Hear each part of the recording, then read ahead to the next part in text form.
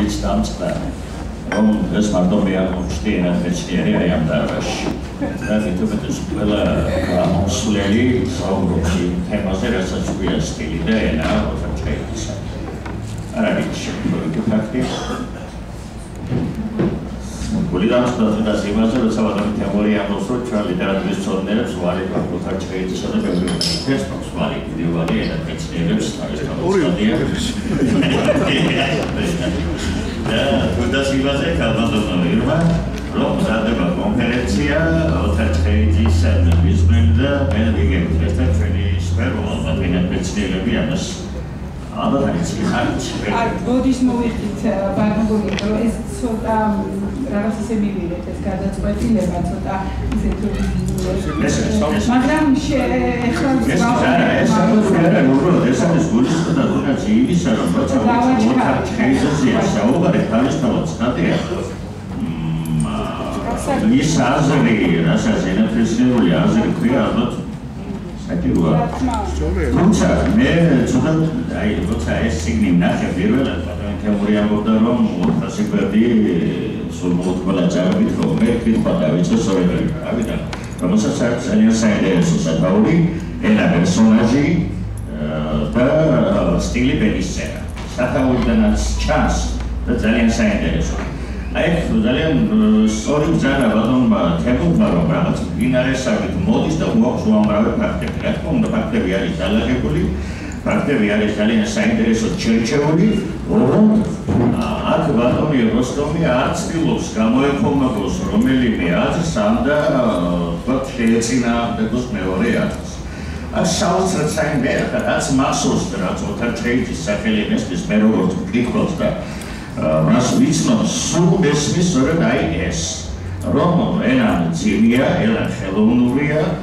სტილი ძიმია და ასე შემდეგ მაგრამ არასოდეს აი თუნდაც აქ მზადდებოდა ბატონი ზურავი შოთაჭეჭი გუსარაკს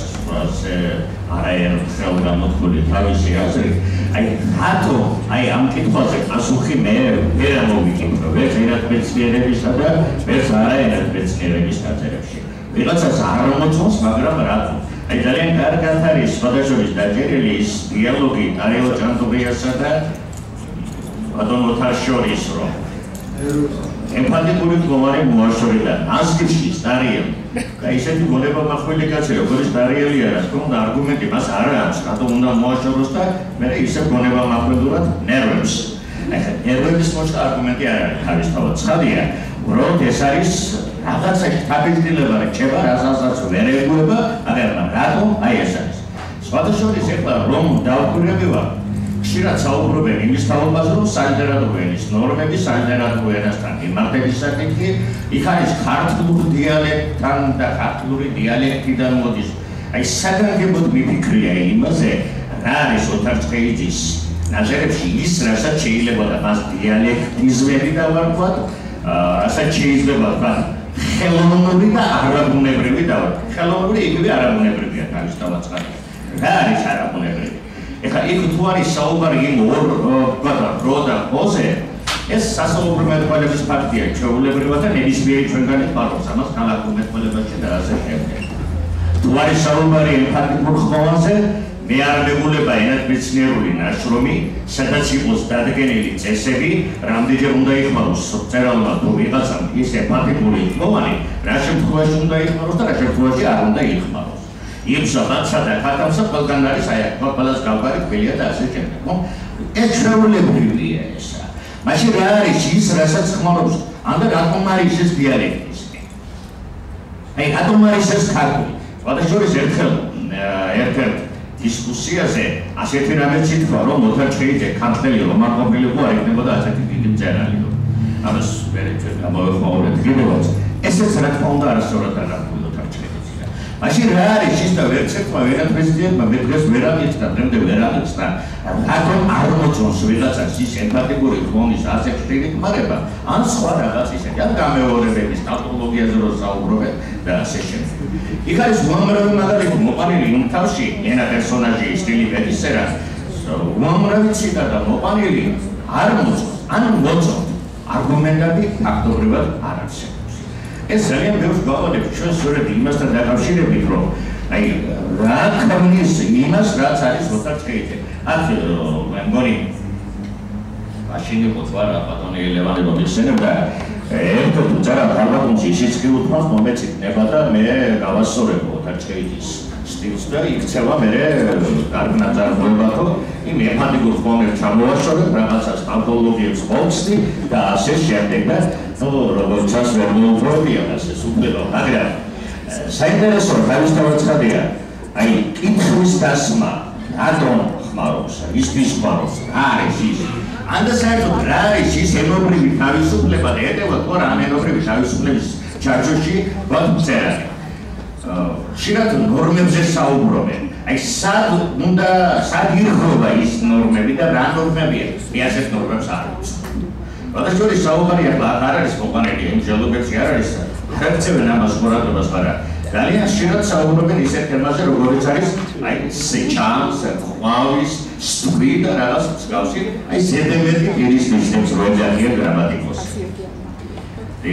აგარიშანიძე მე ხო რომელსაც ცხინვალეთი წოდა პოეზიაც თემპლ საერთოდ და ნუ ენეს ნობახოდა ასე ციტატასაც კი ასე თანაცასაც კი ამბობს რომ წერლები განუკითხავად ხმარობენ ვისაც როგორ უნდა და სადაც უნდა და რატომ როდი როგორ ჩანს ასე და აქ საუბარია კლასიკოს წერლებზე თქვა ჯავახიშვილი გამსახურდია ჩხეიძე და სხვები აი სად მთავრდება ის ენობრივი თავისუფლება ანდა რას ნიშნავს ენობრივი თავისუფლება წერილზე რაღაც ანკეტებზე პასუხის გაცემა მე შევეცადე ერთ წერილის მივიდარება მაგრამ ახლა რა გამოვა რა იმიტომ რომ როგორ ჩანს სხვანაირად უნდა მივუდგეთ ენათმეცნიერები იმას რასაც წერლის ენაქვია და წერლის სტილი ქვია ეხლა დამეთანხმებიან ჩემი ჩემზე ჩემს შემდეგ დოინდელი სტუდენტები 60-იან წლებში 70-იან წლებში ჩვეულებრივად აი ასეთი თემები იყო გასულ სამუსრო დაშროების პერიოდები სამუსრო დაშროების ყველანი ენაში და იქ იყო თქვა ეს ძალიან ცნობილი თემა თითქმის სისტემატურად და სუპრაფიქსები ოთარ ჩხეიძის ნაწერებში ანდა თქვა ემპათიკური თქმული ოთარ ჩხეიძის ნაწერებში ანდა გამეორება და ასე შემდეგ და ეს იყო ასე თქვა თუ ცხადია ერთნაირი ნაშრომები რომელსაც